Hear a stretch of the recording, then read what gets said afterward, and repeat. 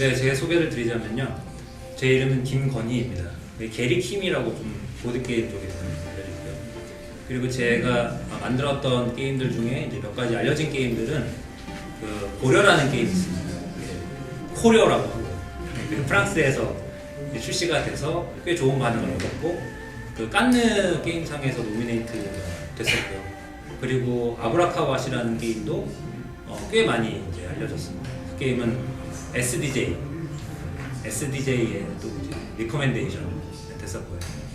그리고 또 많이 알려진 게임 중에 그 토끼와 거북이라고 있어요. 아마 영어로는 헤어 앤 토토이스 거고요. 그리고 그 게임은 그 오리진 게임상 그리고 보드 게임 리그 그 칠드런 부분 이런 부분에서 상을 좀 받았었습니다. 안녕하세요. 한국에서 보드게임을 개발 중인 송대윤이고요. 보드게임 개발 시작한 지는 얼마 안 됐습니다. 괜찮게 생겼지만 아직 미혼이고요. 개발한 게임으로는 흥계 테마의 카드 게임인 도레미가 있고요. 그리고 이제 현대 스파이 테마의 보드 게임인 더블 미션, 그리고 이제 타일 플레이스먼트 메커니즘을 사용한 슬라이딩 블래스트가 있습니다. 슬라이딩 블래스트.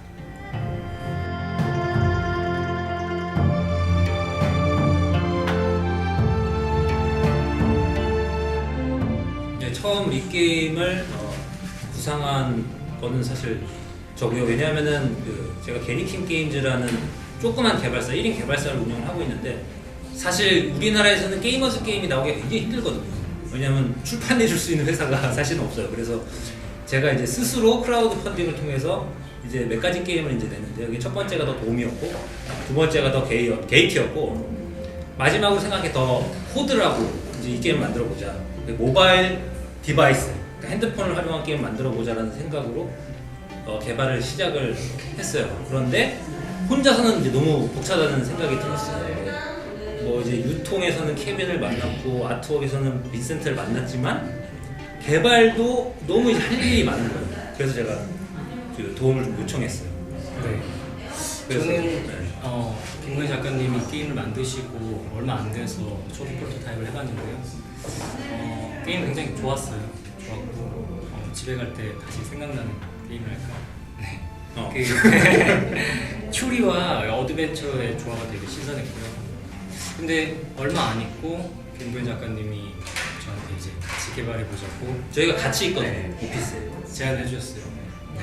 그래서 기존에 사실 더 게이트라는 게임 같이 했는데 네. 굉장히 잘했어요. 잘했고 첫 번째, 두 번째는 열정이 굉장히 넘쳤어요. 그게 제일 이제 마음에 들었거든요. 감사합니다. 그래서 제가 도움을 요청을 했는데 정말 잘했다는 생각이 들어요. 못 만들었어요. 도움은 아니고 도와주지 않았으면 굉장히 영광이었습니다. 네. 아니에요. 도와줘서. 네. 게임을 개발할 때 메커니즘하고 테마 쪽에 보통 저는 항상 메커니즘으로 시작을 하는 편이에요. 왜냐하면은 사실 제가 아무리 테마를 잡고 들어가도 퍼블리셔에서 원하지 않는 경우는 그 테마로 나오지가 않거든요. 예를 들면 고려라는 게임이 그랬어요. 왜냐면 제가 고려는 한국에 있던 옛 이름인데 당연히 고려니까 고려 시대 인물들을 이제 다 제가 생각해서 몬스터 게임즈에 이제 줬지만 이게 스팀펑크의 유클로니아 세계관으로 나왔단 말이죠. 전혀 제가 상상하지 못했어요. 그래서 테마는 내가 할 일이 아니구나. 퍼블리셔가 하는 역할이구나. 나는 메커니즘에 집중을 해야 되겠다. 그래서 보통은 이제 메커니즘 집중을 하는 편인데 이 게임 같은 경우는 좀 굉장히 특이한 케이스였어요. 그거는 좀 이따가 제가 말씀드릴게요. 저 역시 메커니즘을 먼저 생각하는 편인데 처음에 이제 김건희 작가님 게임을 가져오셨기 때문에 메커니즘을 먼저 개발하고 그 이후에 전체 윤곽이 나온 상태에서 테마를 진행했던 것 같아요. 아마 특히 우리나라 디자이너들은 좀 더 그런 게 좀 더 있을 거예요. 네.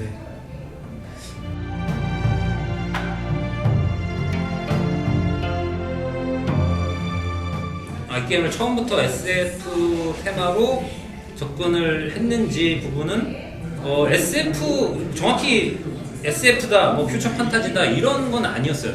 하지만 그러니까 저 크라우드 펀딩, 한국의 크라우드 펀딩으로 할 생각이었기 때문에 게이머들이 좋아하는 테마로 가야 된다는 생각은 있었어요. 그래서 초기 프로토타입이 굉장히 다크한 SF 퓨처 판타지 약간 이런 느낌이었어요.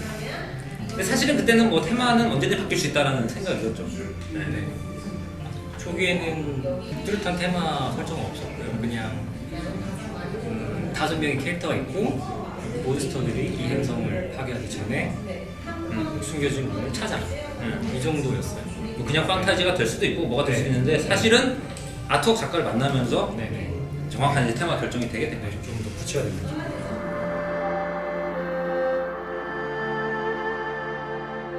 라이징 5를 처음 개발하게 된 계기가 된 게임이 있어요. 영감을 받았던 게임이 있는데요. 그게 이제 알케미스트라는 게임이었어요. 제가 SN에서 2014년도인가? SN에서 그 게임을 보고 다들 이제 핸드폰으로 뭔가 이렇게 찍으면서 하는 거예요. 그걸 보고 굉장히 이거 되게 신선하다. 그래서 바로 사서 한국에 와서 바로 해봤어요. 근데 뭔가 좀 불편했어요. 이게 뭐냐면은 모두가 다 핸드폰을 써야 되고 그리고 버전까지 맞춰야 되고 아무래도 당연히 이제 경쟁 게임이다 보니까 그러겠지.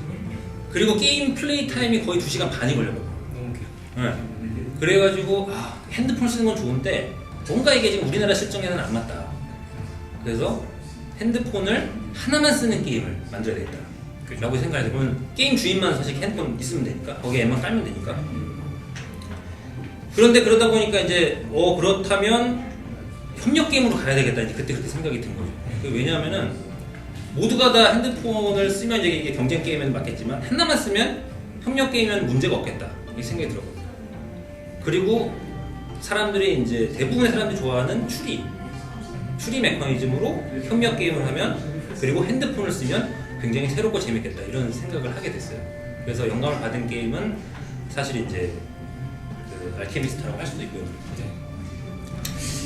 그리고 저희가 이제 게임 개발하면서 추리 파트 이외에 이제 협력 파트가 있는데 그 부분에 대해서는 이제 많은 다른 비슷한 시스템을 가진 게임들 많이 찾아봤어요. 참고 뭐 액션 포인트 시스템을 쓰는 다른 게임들이나 아니면 다이스 롤링을 이제 사용하는 다른 게임들 뭐 RPG나 TRPG 같은 그런 게임들 많이 찾아보고 많이 해봤어요. 네. 사실은 여기 그래서 두 가지 메커니즘이 섞여 있거든요.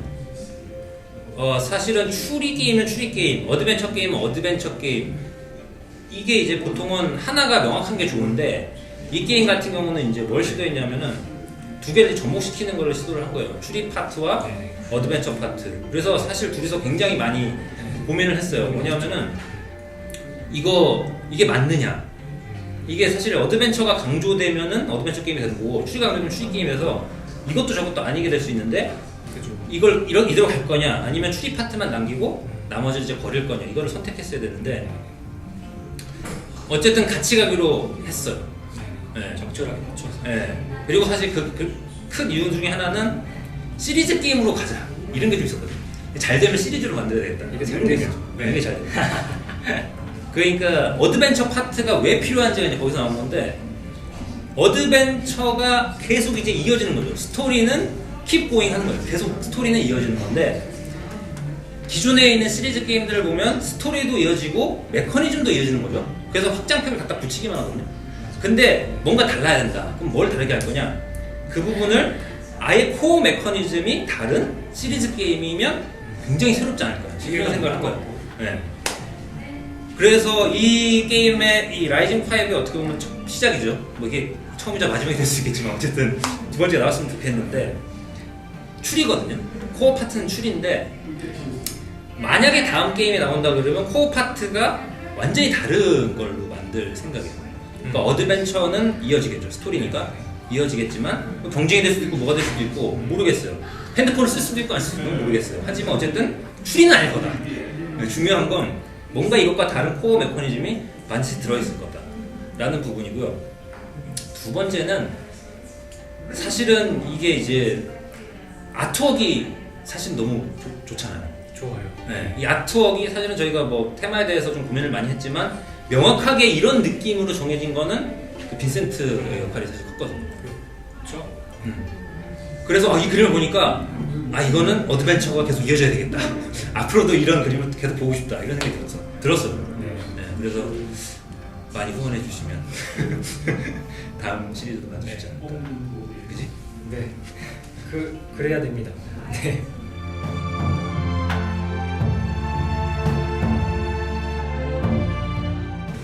이 게임의 후속작에 대한 어떤 저희 그 계획은요, 뭐 만들면 좋겠다. 제일 첫 번째는 그건데요. 그렇죠.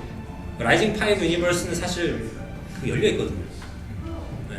이거 뭐든지 만들 수가 있어요. 예를 들면 지금 협력이지만 뭔가 이 안에 배신자가 나와서 뭐 경쟁이 될 수도 있고요. 뭐 아니면 뭔가 뭐 액션이 들어간 뭔가 좀 에픽한 뭐 그런 게임이 될 수도 있고. 그리고 사실 이 게임에서는 플레이어들의 역할이 리드 얼라이언스라고 해가지고 얘네 5명을 다 조종하는 거거든요. 네. 그런데 뭔가 하나의 캐릭에 몰입을 해가지고 그 캐릭터를 쓰는 게임을 만들 수도 있고. 자기 캐릭이 될 수도 있죠. 네. 그래서 뭐든 만들 수 있다. 중요한 건 이 게임이 일단은 성공해야 된다. 맞아요. 이게 성공해야 됩니다. 그래야지 저희가 가장 크게 바라는 건 이제 후속작을 네. 만드는 겁니다. 소장에 대한 계획은 늘 있어요. 항상 이야기를 나누는 거. 사실은 워낙 여러 가지가 이제 머릿속에 있어가지고 저는. 네네네. 잘 되면 사실 공개하도록 하겠습니다.